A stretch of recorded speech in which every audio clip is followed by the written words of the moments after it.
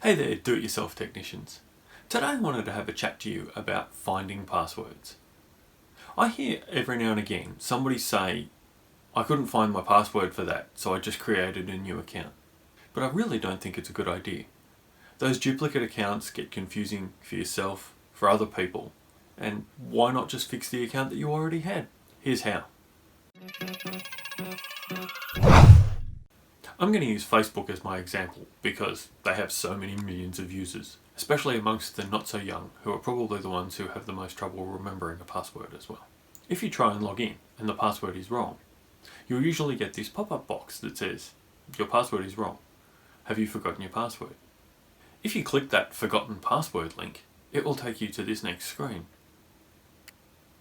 In this case, I have multiple email addresses registered, so they're both listed there, and an email is sent to both of those accounts with a password reset.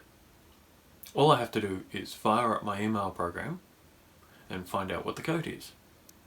Here's the email here, and this is the code that they've sent me. There's also another link there to be able to directly change the password.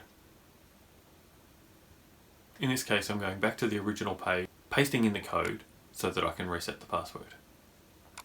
Now I put in my new super duper password. It's worth noting that that is not the password to my Facebook account. Thank you.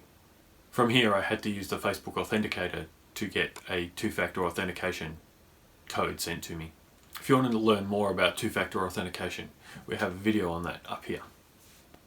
If for some reason you can't get your two-factor authentication working, there's a button down the bottom that says, need to find another way to authenticate, and you can click on that. That brings up a set of instructions on how to get the code, including a fairly simple way, which is to get it sent to your mobile phone as a text message. Then I simply entered the code from my phone and the password was changed. I have an option to save this browser as a remembered browser, but I don't really want to do that in this case because it's an incognito window. If you need more information on incognito windows, there's actually a video about them up here as well. If I think this account's been compromised, I can actually log out any other devices that are connected. But in this case, I don't need to do that because it's just an example. And here I am with my recovered Facebook account. It's as simple as that. If you no longer have access to the email accounts you had when you set up your Facebook, there's a link back at this step, which allows you to go through and prove your identity in other ways. Some of them can take some time, so it's good to keep your email up to date.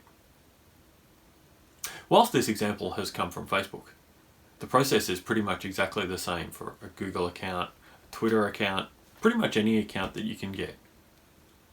My last piece of advice is not to trust all of these passwords to memory.